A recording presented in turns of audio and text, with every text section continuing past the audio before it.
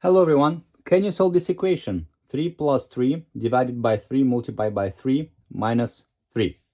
So what most people are doing, they do all the operation from left to right without paying attention to the order of operation. In this case, they do 3 plus 3, which is equal to 6.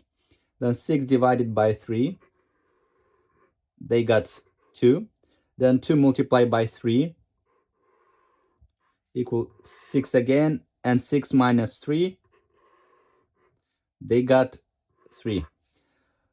So this is a incorrect approach because they don't pay attention to the order operation. In this case, they should have done first the division, then the multiplication, and then to go back to the addition and subtraction. The right approach is using PEMDAS, which is parentheses, exponents, multiplication, division, addition, and subtraction. So the right approach would be first to do the division and multiplication from left to right. So easier will be to visualize by putting them into the bracket.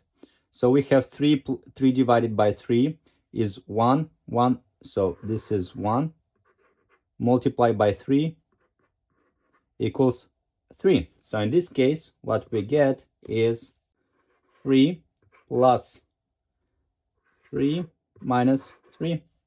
And the result would be 3. So this is the correct approach, and this is the correct result.